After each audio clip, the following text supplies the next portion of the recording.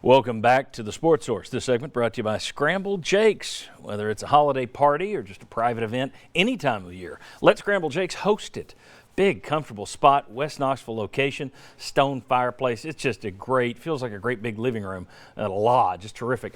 Full menu, not just breakfast. If you do their private events after 4 o'clock, you take over the place and it's a full menu. Give them a call. Ask about your holiday party or your private event. Ask about hosting it there at Scramble Jakes. They do a terrific job. Great place.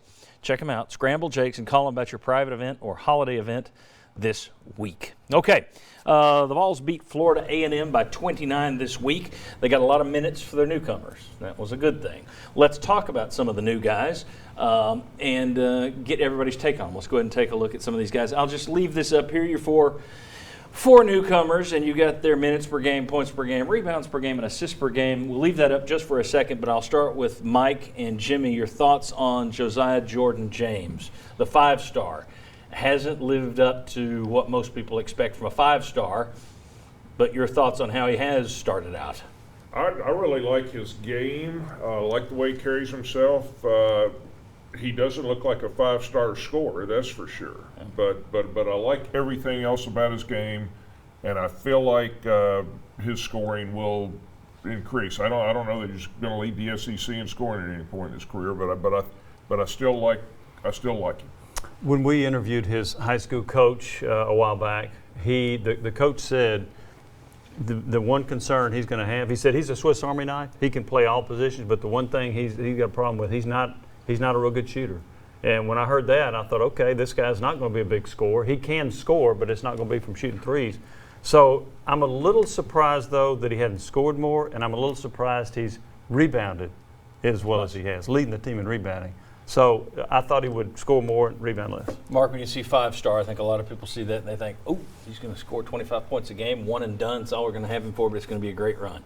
Your thoughts on the way he's played? That doesn't look what it's going to be this year. Your thoughts on how he has played?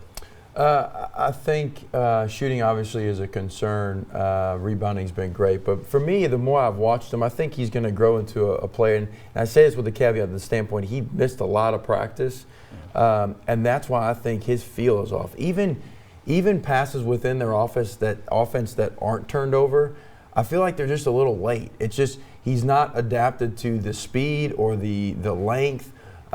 His feel just seems a little bit off at this point. I think he's got a chance to be a really good player because he is so versatile. He won't be the scorer that people want him to be.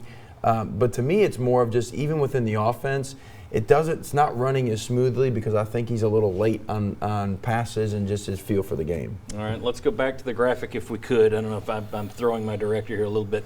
But the next three guys, Kamwa, Gaines, Pember, thoughts on how they have played so far? What has surprised you? What has disappointed, if anything? What are your thoughts on these three guys? With Kamwa, it was interesting the other day.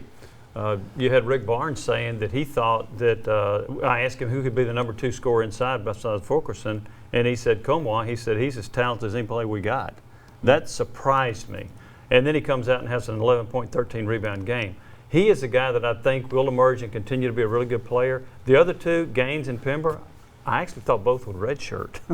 And they have been surprised by Gaines a little bit in his performance. I think he will end up being a bigger contributor, I think, by far this year than Pember. I like Kumwa a lot. I know Barnes is really high on his upside, where he's going to develop, because he's going to be around here a few years. He's going to play his career here. And they desperately need somebody that can do what he's doing in the paint. I like Gaines in that he's long. I think he's going to be a really good defender, and playing good defense is really critical for a Rick Barnes team.